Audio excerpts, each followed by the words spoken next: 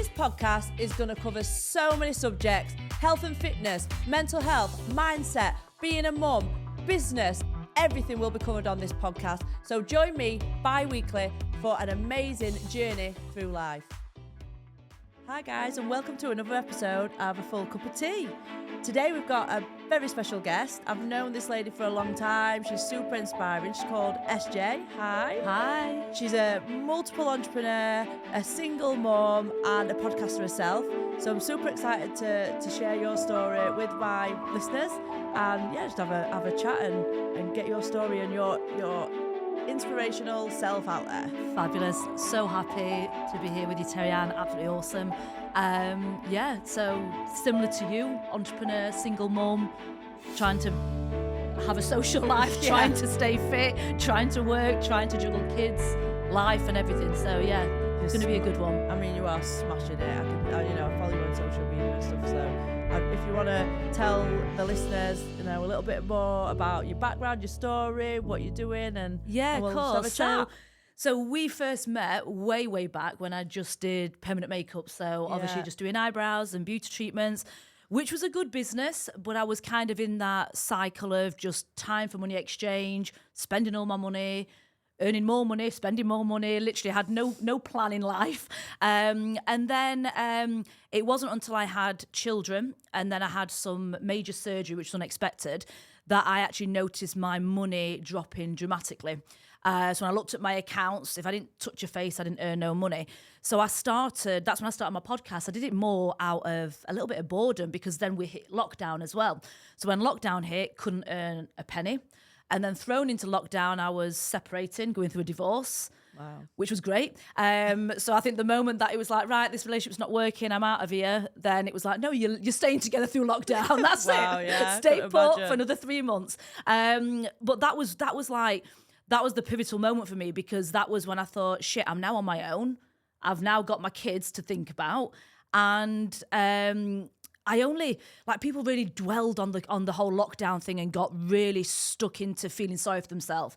And I just thought, you know what, there's money to be made. There's people out there that still need me and want me. How can I actually create something that's bulletproof? So then I manufactured my own makeup range. I started doing that in lockdown, and then released my podcast. And then what happened is I was trying to serve clients kind of remotely, like doing virtual treatments and consults and everything else.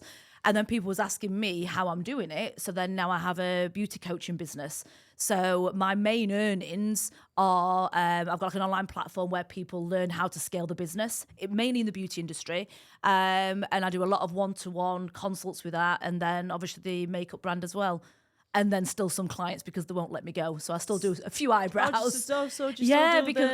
Cosmetic. You try and say no to clients you've had for 10 years. Yeah. They kind of ask me, how's business doing? I'm like, it's really good. They're like, so when are you stopping? I'm like, I won't stop. So I do 1.5 days a week, 2 days a week. I didn't know you were still doing that. Yeah, still That's do a little good. bit. Yeah. My clients won't let me stop. So still do that. That's for good. now. That's good.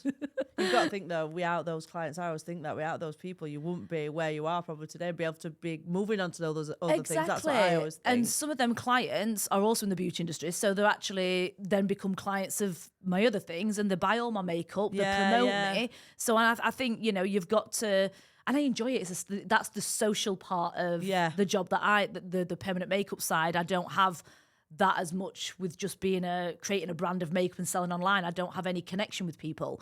I do quite a lot. So do you find how do you balance your being a single mom and all those multiple businesses? Because I need to learn. No, because I ain't got no balance. I ain't got nothing for you. I'm like all or nothing into one. Then I think, oh no, I need to see to my kids. Step back and see to my kids. And I'm like all or not. And that's what I find like I really struggle. I don't think any single mum has surely got like that on lockdown. No. I don't think anyone has. And I think you just learn to accept that every day there's going to be some kind of a hiccup. Like my daughter's off school for 2 days. She's not been very well. But you just deal with it. You kind of, as a single mum trying to juggle children and everything else, there's always going to be a last minute thing that pops up that's going to then turn your day upside down. But I think that's how I don't know. I just think it's the mindset of entrepreneurs and powerful. Let's say masculine women. Let's say women that are very independent. We just get it done. Yeah, that is true. We don't dwell on it. It's like we might moan at night time. We've got no choice. So you just get it done. But I think the thing is that I do find, though, is you easily burn out. And you've probably gone through stages like this. Like you'll literally be full on, like fucking smashing everything, and then you hit a wall, and you're like, that's it, I'm done now. I need 2 days just to not do or see or speak to anybody, and then I'll get back on it again. Yeah, I do that sometimes. But I don't think we should do that. We should give ourselves some time to rest in between, but we don't. No. I'm exactly the same. Like I'll be flat out on my social media, promoting everything, speaking to everyone, and then I'll think, wow, my head's going to explode. Like I can't do this anymore. Then I'll go quiet for a bit, and then I'm back on it, which is not good really. I need a little bit more. I need to manage that a little bit better because it does burn me out a little bit. It is planning, and it's having a bit of planning. See, I'm not a natural planner. I'm probably similar to you in this aspect where you kind of like shiny object syndrome. Like you'll be doing one thing and then you'll see something as an entrepreneur. You're like, whoa, I need that. Yeah. And you're like, fucking stop it. Just make one thing work and then do the next thing. So I find that I have to really detail plan everything. Like I've got spreadsheets on my computer to plan everything, my week ahead. Yeah. And when I do it, when I'm planning it and I actually then, right, today's these jobs, it works perfectly. Business is amazing.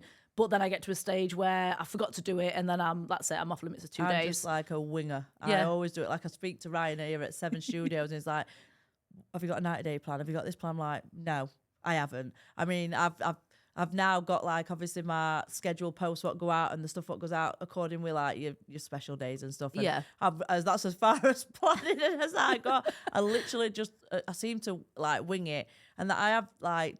I think, right, I do need to like plan my 90 days. I do need to get all these spreadsheets, but I just don't end up having time to do that. That takes me time. The thing is, I do outsource some stuff as well. I got to a stage where I'm like, I've got to delegate. I think as a good entrepreneur, you've got to know when you can't physically do everything. Yeah. So if you get to a stage where you can't grow anymore, it's time to actually get rid of the shit that you don't like doing. Yeah, that's what Ryan says to me. That's what he said. Why are you doing that? Well, guess what else? We've got stuff. I'm like, I know, but it's me. I need to do it. And I struggle with letting go of some of the responsibility. Because you're an entrepreneur.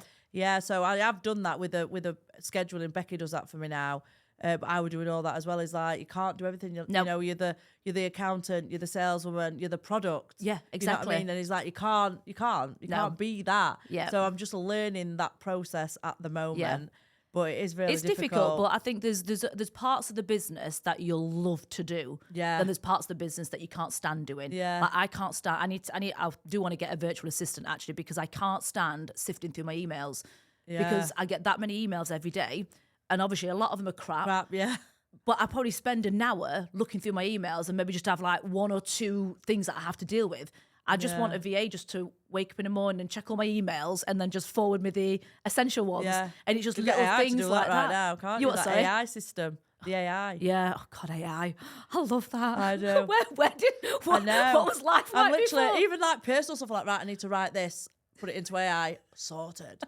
I don't have to sit going, right, that doesn't sound right, I'm going to twist that, and I think I just love it. Yeah. I just love it for that. Like, I mean, there's certain things in there I think should be left to humans, but like for stuff like content creating and stuff like that, if you brain dump a lot of what you want to say in it and you ask it for its certain tone or whatever, then let AI. Yeah. Because after the stuff that I write, I am not that intelligent. Same. Like, it sounds like a 10-year.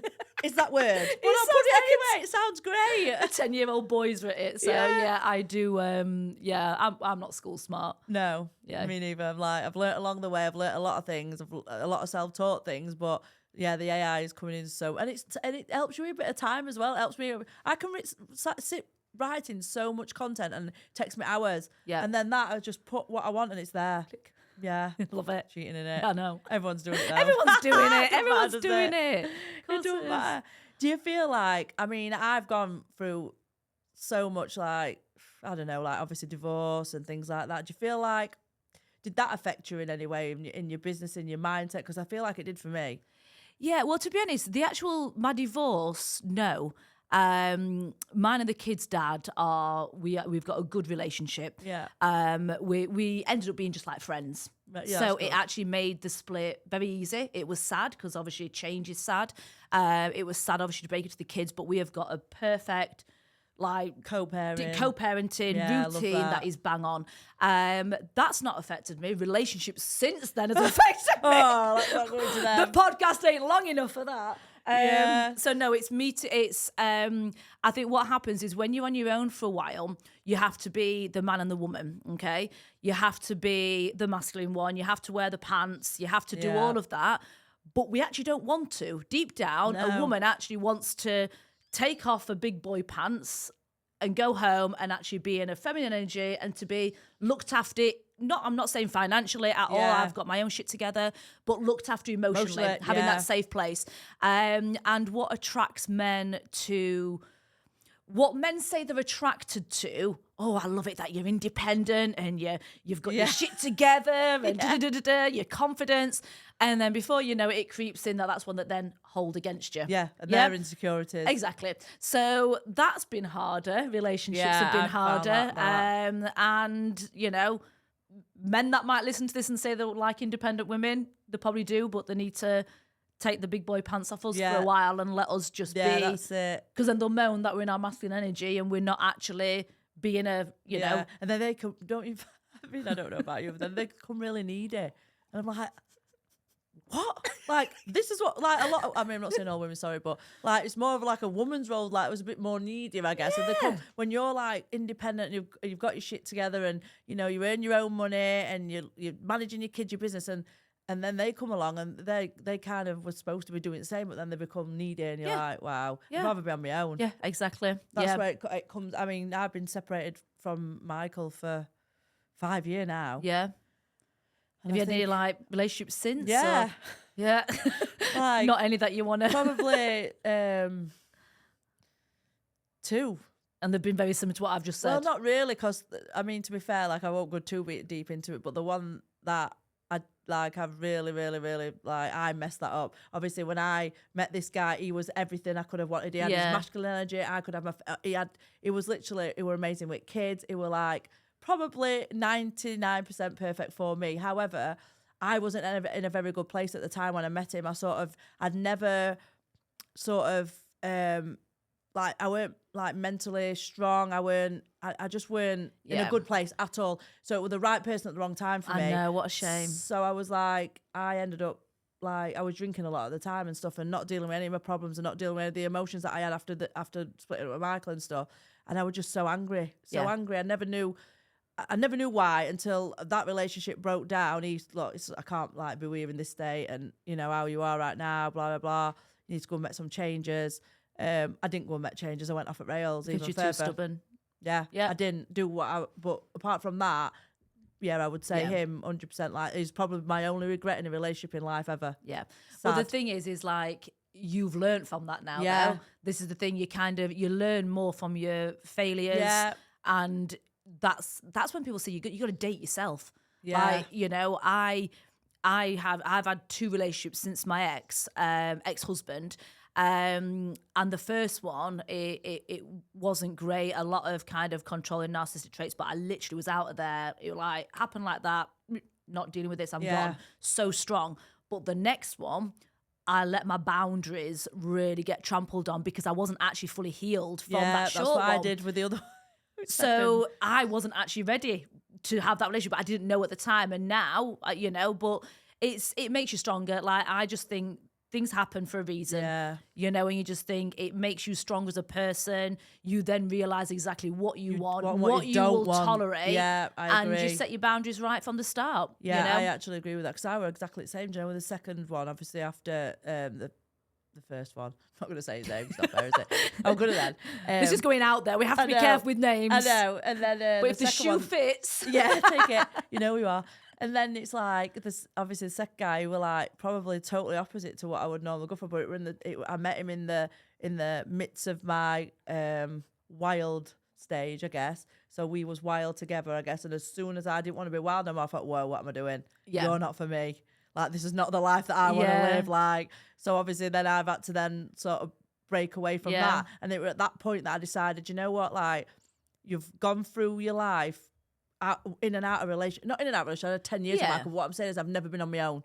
So I've split up with someone. I've got with someone straight away. I've never healed from it. I've never sort of done any self-discovery. So this time, so last year, well, over a year ago now, I decided, right, I need time out for myself. I need to look Date within you. me and see what's going on. Why am I making these decisions? Why am I, getting into these relationships and basically not loving myself and I spiraled. So that's why I took that year out, did loads of self-discovery, got some counselling, therapy, learned so much about myself, learned so much about past trauma, healed from past trauma.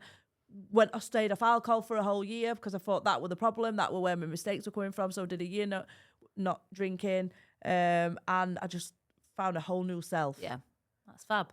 So now that I'm a weirdo. I had like a list in my phone of no, this is all this thing. I've got it in my phone who I will not, what I won't tolerate in my life. I love it. What I don't want, what I will accept in my life. So it's just, I don't know, it's just about finding you sometimes, isn't it? When of course it is. Especially when you've been in relationships and you've had kids and stuff like that. And then for me, anything negative, I used to just put to one side and deal with my business. And then when I sort of lost my business mindset for a little while, when my mind went, I had a drink. Yeah. You know what I mean? So mine were binge drinking on the weekend to escape. Yeah. So I've had to get that back now. So now I'm full throttle into business and back into that. But it's just, life's just hard, isn't it? Life is hard. It's juggling everything. But I do think you've got to, like you said, you've got to kind of date yourself. You've got to actually find out what you love and what you enjoy. And then the right person will show up at the time. And complement that. Yeah. But the thing is, I'm kind of like, I'm not looking at all. Something has kind of like possibly intrigued me, let's say. Can't say too much.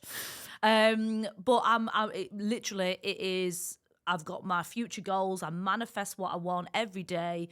Vision boards as clear as day, exactly what I want, as if I've got it already. And it's for me and my kids. And if someone fits into the life along the way, they fit into the life. Yeah. That's it. It literally is just all about me, my future, where I want my business to go, where I want my kids to be, the life that... And someone's got to fit into that. Yeah, not exactly. You fit into, exactly. So, and I won't compromise that anymore. So yeah, I think that's the best way to be, especially as a single mom. I think some people view single mothers are they're desperate and they need someone. Yeah, but definitely. But I wish I would have learnt this 20 years ago. I know, same. Do you know what I mean? Yeah, it saved a lot of stress and money on alcohol. Yeah, that's it, innit? That's the thing, innit? Alcohol's honestly the devil, I think. Yeah. So with regards to obviously you've got these businesses, and so did I read or see on your social media that you do sort of coaching? Yeah, so what I do is in the beauty industry, you are trained to perform a treatment for an exchange for money. So it is basically you have to perform a treatment and then get your money. So there's a cap on it. So if you break your wrist, you have a baby, you need time off, you don't earn no money. And it's kind of like, I think since lockdown, things changed a lot. People became a lot more digital and tried to get their knowledge and skills kind of online and start going down the route of more passive income and less active. Beauty industry is still way behind, way behind. I think the hair, beauty, aesthetic industry are literally still living 10 years ago. They have not pivoted and evolved. And what made me realise that it can be done is I remember doing, I used to do chemical peels, so a facial. Used to charge 60 quid. They'd come in, 40 minutes facial, perform a treatment, might buy a product, and then they'd go. So in lockdown, these clients are sat there, could not obviously come to me for a service. So I created a virtual a treatment that I would send out to them and perform a virtual treatment. And I sold these packs, and I had about 50 people that bought these packs for £35. And I sat on a live call with these 50 people and performed a treatment. And I got 50 times £35, and I got a facial at the same time. Wow. And after that, I was like, I know obviously that was lockdown because that wasn't no choice for people. But what about these single mums that can't leave the house? Yeah. What about these women that are on benefits and can't afford a 60 quid facial, but they can afford a 30 quid facial? You know, if you're a single mum and you've got kids, young kids at home, and you can't physically get out, you've got no childcare around you, they're your avatar. They're a client for you. Yeah. So what I mainly do is businesses that are struggling to get seen. So the beauty industry, the social media content is all really naff nowadays. It's so you can go onto an eyelash page and it's all just before and after pictures. There's no personalization there. People need to know they're buying a person. They're not just buying a set of eyelashes. Yeah. You invest with someone who you know, like, and trust, you know? So I help people actually find the gaps in their how clients see them. And then once I kind of then teach them how to streamline the journey. So from point of contact, you don't have to message going back and forth. You don't have to then answer all these questions. Everything's done automated. So it saves you time. So then you can then start thinking, right, how can I now create more passive income? Can I teach lashes online? Can I do manuals and sell them for brow mapping? What can I do with my skills and knowledge that I've got to create something that can be bought that is more scalable? Yeah. So some of the recent ladies that I've been coaching, one in particular, she's absolutely smashing it. She's out Grantham way. She was such a nervous, she would never get on camera, never go live, never share her amazing skills. She's such an amazing permanent makeup artist. So we streamlined all her business, sorted all that part out, and it's like, right, now we're getting down to the dirty. Now, what do you love doing? How can we get this more scalable? She has now almost 4 times her salary working with me in a year. And she works less hours. Wow. She works less hours. She has a granddaughter. She is literally smashing it. And I saw her go live the other day in a hoodie. And I'm like, Claire, you would never go live in a hoodie. And she's like, well, fuck it. Yeah, literally smashing it. So, but I also do have, as well as that's very one-to-one bespoke coaching that I do. So literally work on their business and do all the background audits. But I also have a platform where I've got lessons that I've already created where people pay £20 a month for, and they just go through all my lessons. So that's created once. So if I have 10 people on it or 2,000, I get that a month. So I'm obviously doing it in my business and I'm teaching people how to do it as well. Yeah. So, you know, but it is something, the beauty industry is, there's a cap on it. And this is why a lot of people, when they get to 45, 50, they sack it all off and get a job. Yeah. The amount of people in the beauty industry get to that stage, and especially now because we have to earn more money to live. And there's so many people in the industry in it now. Exactly. With these really cheap so you've got to and... set yourself apart. So, and I always think, even if you've only been qualified, so say if you do a lash course and you do eyelashes, if you've been qualified 6 months, you've still got something to filter down to the people that have just been qualified, because more than likely, there'll be stuff that you didn't learn in your training that you feel you wish you would have known when you come out. Yeah. So you can create a blooming ebook and sell it for 10 quid. What I wish I would have known when I came out of lash training. Yeah. You know, there's so many opportunities, because a lot of people say, well, I've not been doing it long enough. Really doesn't matter. Yeah. So, but that's where I get really excited, like teaching people how to earn more money. Yeah. I absolutely love it. Absolutely love it. I love that. Because I think a lot of people qualify in something, and not even necessarily beauty industry, and then just think that's all they can do. So there's no sort of other avenues where they can go for it. So it's good to have someone like you who can then inspire them to then think, right, if you're quiet in this, because people do have quiet months, people will have a lesser footfall and stuff like that. You know, certain times of year we all know that are difficult than others. So, but then as long as you've got that, was it a passive income you call it? But yeah, more passive means you have to put less. Yeah, more like something else. Yeah, to look at. Because the first thing I did with my business in lockdown is I got all my clients paying monthly. So I charge £200 for my eyebrows, and I don't do many treatments anymore. And I do skin treatments and skin packages, and I have people on subscription. So on the first of every month, I get paid. Yeah. So whether I have a really quiet month or a dead month, I still get X amount of money going into my bank, because they all pay me £16.66 a month. Yeah. That's nothing. But there's the amount of people that will come for a treatment, a set of eyebrows, and they're like, oh God, I've been meaning to come back to you for a year. You've lost a year's worth of money. You get them all on subscription, paying you £16 a month. So creating that structure, so then you don't also, because then what that also does is it stops you trying to get the quick wins and taking on clients you probably shouldn't do.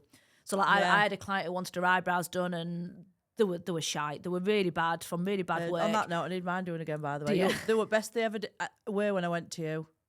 Yeah, we'll sort it out. Painted on. Yeah, we'll sort it out. Yeah. But if I didn't have my regular money coming in, and I was looking at my month ahead thinking, oh shit, I've got them bills coming out, and that woman inquired, I would have took her because it was 200 quid. That's what people do, don't they? Yeah. But I looked at him and I was like, nah, I don't want to do them. And I just said no. I says, no, I'm not a technician for you, because I thought I can make them better, but I'll not make them how I want to make them because of all your old bad work.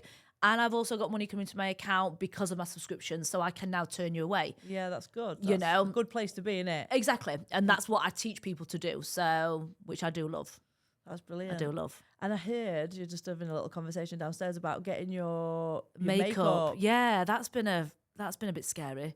So I created the makeup range, which has been, I literally put my house on it.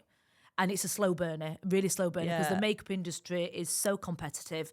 Even though it's a refillable makeup range, so it's eco-friendly, 80% of the line's refillable, it's vegan, cruelty-free, 100% natural, so it ticks all the boxes of living more sustainably, which is obviously what people are wanting.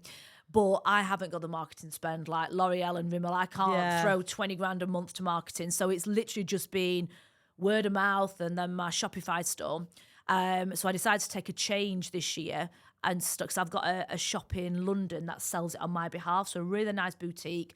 It's in King's Cross, so she sells my stuff. So I basically post the stuff to her. She sells it. She makes money. I make money. Yeah. So I thought, right, I'll do a big trade event. So I did a trade event last month, and people are asking for me to export to America, Portugal. And I just said yeah, and then I'll figure it out after. Yeah, so, that's the way to go, though, isn't it? You've got to do that, take a risk, change things. Yeah, but there was a woman who sells in America, and she was asking about my product range, and she says normally we'd probably get about 500 units per product. How many products you have in your range? I says 56. She said we'd start off on 500 units and probably build it up to 2,000. Can your fulfillment centre control that? My fulfillment centre's my garage. Can your team control that? I'm like, yeah.